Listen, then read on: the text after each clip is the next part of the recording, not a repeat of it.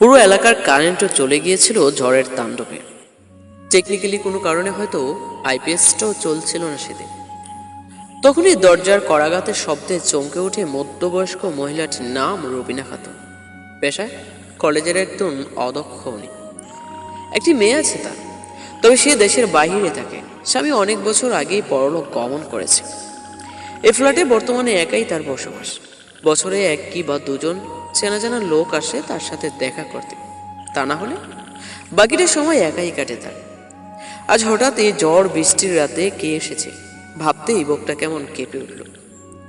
অতি সাবধানে দরজার কাছে গিয়ে দাঁড়ায়, সচেতন মস্তিষ্কে আগে বোঝার চেষ্টা করে সব ঠিক আছে তো। কিন্তু খানিকের ব্যবধানে পরিচিত পুরুষের কণ্ঠ ভেসে আসে দরজার ওপাশ থেকে। আতকে উঠে দরজা খুলে দাঁড়ায় রুবিনা। মানুষটিকে এত বছর পর এই সময় একদম আশা করেনি। কিছুটা বিস্ময়ের বিহবল রুবিনা। এরপর মুহূর্তেই নিজেকে দাঁতস্থ করে ধিমি কণ্ঠে বলল, তুমি এত রাতে চট্টগ্রামে আসলে কবে? আগে বললে না কেন? লোকটি বলল, আজই আসছি। এখনই আবার আমার যেতে হবে, তারা আছে একটু। খুব দরকার ছিল বলেই এত রাতে তোমাকে বিরক্ত করা। তার জন্য দুঃখিত আমি, কিন্তু কোনো উপায় ছিল না, তাই আসা। রুবিনা বলল, ভেতরে আসো। রুবিনা বলতে পারল না, বা ফলার সামনে দাঁড়ানো ব্যক্তিটি বলতেও দিল না ওকে ভেতরে আসার সময় নেই রুবি, আমাকে এখনই ফিরতে হবে। তার আগে তোমাকে একজনের আমানত সঁপে দিয়ে যাচ্ছি। আড়াল থেকে একটা যুবতীকে সামনে এনে বলল, ওকে সামলিয়ে রাখবে। আমি না বলা পর্যন্ত ওকে বাইরে কোথাও যেতে দেবে না। আপাতত ও কোথাও যাওয়ার প্রয়োজন নেই ওর। মেয়েটি এতিম, কেউ নেই ওর। আর কিছু মানুষ হাত ধুয়ে ওর ক্ষতি করার চেষ্টায় নামছে। ওকে সেফ করা রাখার কোনো জায়গা পাচ্ছিলাম না এই মুহূর্তে, তাই এখানে আসা। তোমার কথা কেউ জানে না, তাই সব জায়গায় ওর খোঁজ করা হলেও তোমার কথা কেউ কল্পনাও ভাববে না। রুবি। অনেকটা ক্লান্ত ভরা সাউন্ড শোনা গেল। রুবি এতক্ষণ মেয়েটির দিকে তাকিয়ে থাকলো, এখন পূর্ণ দৃষ্টি মেলে তাকালো চেনা পুরুষটির দিকে। বয়সের ছাপ চেহারা স্পষ্ট থাকলো। যুবক বয়সে এই পুরুষের প্রেমে ডুবেছিল এক সময় বহু নারী। পুরুষটি আরো এক পা এগিয়ে রুবিনার কিছুটা কাছে এসে বলল, জানি তোমার মনে অনেক প্রশ্ন জাগছে, কিন্তু এখন উত্তর দেওয়ার সময় নেই। মেয়েটি এখনো কিছুটা সংকটের মধ্যে আছে। প্রচন্ড মানসিক যন্ত্রণা সহ্য করতে হয়েছে ওকে। হুঁশ ফিরলে ওর মুখেই শুনে নিও সব। আমি এখন আসি বলেই লোকটি চলে গেল। আর এক মুহূর্ত দাঁড়িয়ে পেছনে তাকানোর প্রয়োজন মনে করল না লোকটি। যুবতী এখনো ঠায় দাঁড়িয়েছে আগের জায়গায়। কিছুটা বিধ্বস্ত তার চেহারা। বাস্তবিক পরিস্থিতি কিছুটা বুঝতে পেরে রুবিনা নিজেই সেই দিন যুবতীর হাতটি ধরে ঘরের ভেতরে টেনে নিয়ে আসে। মেয়েটিকে নর্মাল করতে বেশ কিছুদিন সময় লাগে রুবিনার, তবে আদর, ভালোবাসা আর যত্ন পেয়ে মেয়েটি দ্রুত নিজের শকট থেকে বের হয়ে বাস্তবে ফিরে আসে। মেয়েটির মুখে ওর অতীতের বিভৎসতার ঘটনা শুনে রুবিনা মেয়েটিকে পরম যত্নে বুকে জড়িয়ে নেয়। নিজের মেয়ের জায়গা দিয়ে মেয়েটিকে একদম আপন করে নেয়। এখন যে কেউ দেখলে বলবে ওরা সত্যিই মামি। আজ 6 মাস হলো এই মেয়েটি ওর সাথে আছে। সবাই জানে চন্দ্রা রুবিনারই মেয়ে, তাই এই বিষয়ে কেউ কখনো কোনো প্রশ্ন বা সন্দেহ করেনি। রান্নাঘর থেকে চন্দ্রার হাঁকে রুবিনা অতীত থেকে ফিরে আসে, দ্রুত কদমে ব্যালকনি ত্যাগ করে রুমের উদ্দেশ্যে। এইদিকে গাড়ির হর্নের শব্দে বাড়ির বড় গেটটা দারোয়ান খুলে দিতেই একটা কালো রঙের কার গেট দিয়ে ভেতরে প্রবেশ করলো। বড় লনের পাশে এগিয়ে গিয়ে সদর দরজার কাছে এসে থামল। গাড়ির দরজা খুলে বের হয়ে আসে একজন 24 থেকে 25 বৎসরের যুবক। পরনে তার ব্র্যান্ডেড পোশাক আর সাথে আছে তার আকর্ষণীয় লুক। গাড়ি থেকে নেমে দরজাটি কিছুটা শব্দ করে লাগায় সে, কিছুটা রেগে বাড়ির ভেতরে প্রবেশ করে। দোতলার বালকনির কর্নারে চেপে দাঁড়িয়েছিল একজন রমণী। সেখান থেকেই বাড়ির ভেতরে আসা আগন্তুক যুবকটির দিকে খানিক তাকিয়ে দীর্ঘ শ্বাস ছাড়ল। মৃদু বাতাস বইছে চারিদিক থেকে। বাতাসে রমণীর খোলা চুলগুলো উঠছে তালে তালে, শাড়ির আঁচলও কিছুটা হাওয়ায় নৃত্য করতে ব্যস্ত।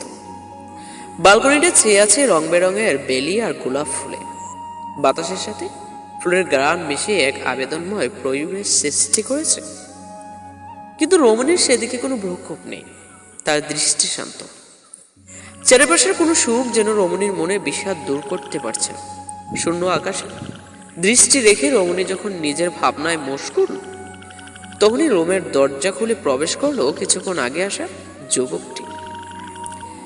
রুমে প্রবেশ করতেই যুবকের চোখে পড়ল বালকনিতে দাঁড়ানো নারীটির দিকে, যে সম্পর্কে বর্তমানে ওর স্ত্রী। নারীটিকে এভাবে বিষণ্ণ মনে দাঁড়িয়ে থাকতে দেখে যুবকটি কিছুটা হতাশ মনে তাকিয়ে রইল সেদিকে। গত কয়েক মাস এভাবেই চলছে তাদের জীবন, একজন আরেকজনকে যথেষ্ট সম্ভব এড়িয়ে চলা ছাড়া যেন কোনো কাজ নেই। কিন্তু সম্পর্কটা কি এমন হওয়ার কথা ছিল? মোটেও না। এমন তো নয় দুজন অচেনা মানব, তারা একই সাথে বহু হওয়া হাসি আনন্দের কত মুহূর্তের সাথে তারা একে অপরের সাথে জড়িত ছিল। অথচ আজ চেনাশোনা মন দুটো অচেনার মতো আচরণ করছে। আজকাল দুজন দুজনের সাথে কথা বলতো কেমন দ্বিধাবোধ করে। কিন্তু এভাবে আর কতদিন? সম্পর্কটা আগে বাড়াবার জন্য কাউকে না কাউকে তো সামনে বাড়তেই হবে। অতীত নিয়ে আর কত? মেয়েটিকে জানে আজকাল ওর এই উদাসীনী মুখ কখনো যুবককে বুকের গিয়ে লাগে? এমন তো হবার কথা ছিল না। তাহলে কি আমার অচেতন মন অর্পিতাকে ভালোবাসতে শুরু করে দিয়েছে, মেনে নিয়েছে স্ত্রী হিসেবে? ফারাজ নিজের মনকে কঠিনভাবে শাসিয়ে উঠল। সন্তপূর্ণে রুমে ঢুকে গায়ের কোটটা খুলে রাতের কাপড় নিয়ে ওয়াশরুমে চলে গেল। অর্পিতা এখনো আগের জায়গায় ঠায় দাঁড়িয়ে আছে। পূর্ণ আকাশে তাকিয়ে প্রিয় মানুষটির কথা মনে পড়তেই চোখের কার্নিশ বেয়ে কিছু জল গড়িয়ে পড়ল। ওর উত্তপ্ত বুকে অর্পিতার অশান্ত মন চিৎকার করে বলতে চায়, মানুষ বদলে যায়, সাথে তুমিও বদলাও। তাই তো আমি আজ একা। পাশে থাকার কথা ছিল দুজনের, কাছে আসার কথাও ছিল, কিন্তু আজ আমরা পাশাপাশি নেই। আমিহীন তুমি ভালো আছো, তাই না? কিন্তু তুমিহীনা এই আমিটি আর আগের মতো নেই।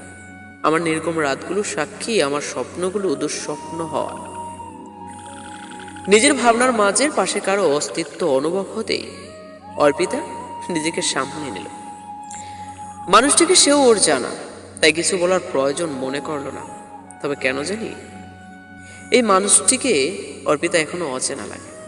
শান্ত চঞ্চল ফারাজ আজকাল সারাক্ষণ গম্ভীর আর রাগে মুঠে থাকে সর্বক্ষণ। তাই এখন অর্পিতাও আগের মতো মন খুলে কথা বলতে পারে না। তার উপর এক অনিশ্চিত সম্পর্কে বেঁধে দিয়েছে ওদের পরিবার একে অপরকে, যার ফলে তাদের সম্পর্ক আর আগের মতো নেই। অর্পিতা জানে ভালোবাসার সম্পর্ক হয়তো গড়ে উঠবে না ওদের, কারণ অর্পিতার মন প্রাণ জুড়ে তো শুধু একজন কে আছে। তাকে মুছে ফেলা বা তার জায়গায় কাউকে বসানো অসম্ভব অর্পিতার জন্য। কিন্তু বন্ধুত্ব নামক মিষ্টি একটা সম্পর্ক তো জোড়াতেই পারে। তাছাড়া ফারাজ ওকে সময় দিয়েছে সবকিছু বলে নতুন করে শুরু করতে। পুরনো সবকিছু পিছু ফেলে নতুন করে আঁকড়ে ধরে সম্ভব কিনা জানা নেই অর্পিতার। তবে ফারাজের ধৈর্যের ভাত ভাঙার আগে ওকেই কিছু করতে হবে। অন্তত বন্ধুত্বের জোরে একে পা আগানো উচিত, এতে হয়তো সম্পর্ক তিক্ততা কমে আসবে। অর্পিতার ভাবনার সূত্র ছিল ফারাজের গম্ভীর কণ্ঠে শুনে। ফারাজ কফির মগে চুমুক দিয়ে দৃষ্টি সামনে রেখে বলল, কাল ভাই আসছে। অর্পিতা চমকে তাকালো ফারাজের মুখের দিকে। ভাই আসছে? কথাটা বলতেই ফারাজের মুখশ্রী কেমন আরো কঠিন হয়ে গেছে। কারণটা কি তা জানা অর্পিতা। বাড়িতে যে একটা মহাপ্রলয় ঘটবে তা নিশ্চিত। তার থেকেও বড় কথা, ফারাজ আর ভাইয়ের মধ্যে আগের মতো ঠিক সম্পর্কটা নেই। সেই মিশের রসটা যেন কেউ আমাদের কাছ থেকে চুরি করে নিয়েছে। ফারাজের কঠিন মুখটা দেখেই অর্পিতার গলা শুকিয়ে গিয়েছে। ফারাজকে কিছু বলবে তার আগেই ফারাজ বলে উঠল, রাত অনেক হয়েছে, রোমে চলো। বাধ্য মেয়ের মতো অর্পিতাও ফারাজের পিছন পিছন চলে এলো রোমে। বিছানায় মাঝ বরাবর একটা কলবালিশ রেখে দুজন নরনারী ঘুমানোর অভিনয়ে নেমে গেল। দুজন মানুষের মন হারানোর বেদনায় কাতর। দুজনের কষ্টের সূত্র আলাদা হলেও কষ্ট যেন একই। হয়তো কোনো একদিন ধৈর্যের ভাত ভেঙে স্বামী নামক পুরুষটি তার অধিকার আদায় করে নেবে। দুজন মানুষের মন না মিললেও শরীর হয়তো সেদিন এক হয়ে যাবে। নারীটি চাইলেও সেদিন হয়তো বাধা দিতে পারবে না। মন থেকে না মানলেও শরীর হয়তো নিজের তৃষ্ণা মিটিয়ে নেবে, সেদিনটির কথা ভাবতেই অর্পিতার দু চোখ বেয়ে আবারও কিছু জল গড়িয়ে পড়ে। এমনটি কি দেখার বাকি আছে? আর জীবনে আর কত পরীক্ষা নিবে ওর থেকে। পাশে শোয়া যুবকটির মনেও অনেক কথা চলছে। একসময় হয়তো ওরা এক হয়ে যাবে, কিন্তু মন, অর্পিতার মনে কি জায়গা পাবে ফারাজ? আর নিজের স্ত্রীকে অন্য একজন পুরুষের জন্য কাঁদতে দেখে আর কতদিনই বা নিজেকে সংযত রাখতে পারবে? আবার একদিন তো ধৈর্যের সীমা শেষ হবে, তখন তখন কি হবে? এদিকে রাত পড়ায় 12টা 5। পুরো শহর এ সময় ঘুমে ব্যস্ত। হঠাৎ চন্দ্রার ফ্ল্যাটের দরজায় জোরে জোরে করাঘাতের শব্দে চন্দ্র ও রবিনা দুজনে একসাথে ঘুম ভেঙে যায়। অজানা এক ভয় গ্রাস করতে লাগলো চন্দ্রাকে। দেয়াল গড়ির দিকে একবার সময়টা দেখে নিল। মা মেয়ে দুজন একজন আরেকজনের মুখপানে চেয়ে ভাবছে কে আসতে পারে এত রাতে। কিন্তু চেনা কণ্ঠ ভেসে আসতে রবিনা অগ্রসরী ভাবে এগিয়ে যায়। দরজা খুলতেই আদিলকে দেখতে পান। আদিল ওদের পাশের ফ্ল্যাটেই থাকে, নিজের বিবাহিত বউ সাথীকে সাথে নিয়ে। আদিলকে অনেকটাই বিধ্বস্ত মনে হলো রবিনার কাছে। চিন্তিত সুরে প্রশ্ন করার আগে আদিল ধরা গলায় বলল, আপা, মনে হয় সাথীর লেবার পেন শুরু হয়ে গেছে, ও ব্যথায় চিৎকার করছে। রুবিনা বলল, এত তাড়াতাড়ি? এখনো তো সপ্তাহখানিক বাকি ছিল, তাই না? আদিল বলল, আমিও তো তাই জানতাম। রুবিনা বলল, ভয় পেও না, সম্ভবত ফসল লেবার। আদিল বলল, না পা, আমার মন বলছে কিছু একটা হয়েছে, প্লিজ একটু এসে দেখেন না। রুবিনার মনটাও খচ করে উঠল। মেয়েটি একা এখানে, বিয়ের পরে 10 বৎসর পর আল্লাহর রহমতে খুশির সংবাদ পেয়েছে। সেদিন মেয়েটির খুশির কান্নার সাক্ষী রুবিনা নিজেই। বিয়ের এত বছর পরও স্বামী স্ত্রীর মধ্যে ভালোবাসার কোনো কমতি ছিল না, শুধু একটি সন্তান ছাড়া। রুবিনা মনে মনে প্রার্থনা করতে লাগলো, আল্লাহ, এত ধৈর্যের পর দিয়ে তুমি আবার নিয়ে যেও না। রুবিনা দোয়া দরুদ পড়ে আদিলের ফ্ল্যাটে ছুটে গেল। এই অ্যাপার্টমেন্টের প্রত্যেকটা তলায় 2টি করে ফ্ল্যাট, পাশাপাশি ফ্ল্যাট বলে ওদের কোনো সমস্যা হয়নি। চন্দ্র আর রুবিনা গিয়ে দেখে সাথে কাটা মুরগির মতো ছটফট করছে। রুবিনা দৌড়ে ওর বাসায় গিয়ে বসল। আদিলের দিকে তাকিয়ে ওর তো পানি ভাঙতে শুরু করে দিয়েছে। এখনই হাসপাতালে নেওয়া প্রয়োজন, তোমাদের ডাক্তারের সাথে দ্রুত যোগাযোগ করার ব্যবস্থা করো। আদিল বলল, ওকে, আমি অ্যাম্বুলেন্সের জন্য কল করছি। রুবিনা বলল, এত সময় পাবো না আদিল, ওর অবস্থা তেমন ভালো না, আমার ভয় হচ্ছে আবার দেরি না হয়ে যায়। আদিল বলল, আপা, এখন বলবেন না, আমারও ছাড়া আর কেউ নেই। আদিল ছেলেটা এক প্রকার কেঁদেই দিল। চন্দ্রা অবাক নয় না তাকালো ছেলেটির দিকে। নিজের স্ত্রীর প্রতি কতটা ভালোবাসা থাকলে একজন পুরুষ অপরিচিত দুজন নারীর সামনে এভাবে সাহায্যে কাঁদতে পারে।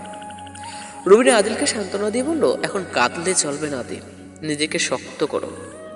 তুমি বরং এক কাজ করো, ওকে তুলে নিচে যাও, আমি আমার গাড়ি বের করছি। চন্দ্রা, যা তোমার গাড়ির চাবি আর আমার পাস আর মোবাইলটা নিয়ে আস দ্রুত। রুবিনার কথা মতো চন্দ্রার দ্রুত কদমে নিজের ফ্ল্যাটে ছুটল। সব নিয়ে এসে মায়ের কাছে যাওয়ার জন্য লিফট দিয়ে নিচে চলে গেল। দারোয়ানের সাহায্যে সাথীকে গাড়িতে বসানো হলো। রুবিনা দ্রুত কদমে আবারও চন্দ্রার কাছে এসে কিছুটা গম্ভীর কণ্ঠে বলল, তুই ফ্ল্যাটে চলে যা এখনই, আমার আসতে হয়তো অনেক রাত হবে, চিন্তা করিস না। আমি ছাড়া যেই আসুক দরজা খুলবি না। কেন ক্রমে না? আমি কি বলছি বুঝতে পারছিস? চন্দ্রা মাথা তুলে হা বলতেই রুবিনা গাড়িতে উঠে চলে গেল হাসপাতালের উদ্দেশ্যে। রুবিনার গাড়িটা অ্যাপার্টমেন্টের বাহিরে যেতেই চন্দ্রা নিজের ফ্ল্যাটের দিকে পা বাড়ালো। পিছন থেকে দারোয়ানের কথা কানে আসতেই পাজোড়া জমে গেল। আপামনি, একা থাকতে ভয় করবে না তো? কিছু লাগলে আমার একবার স্মরণ কইরেন।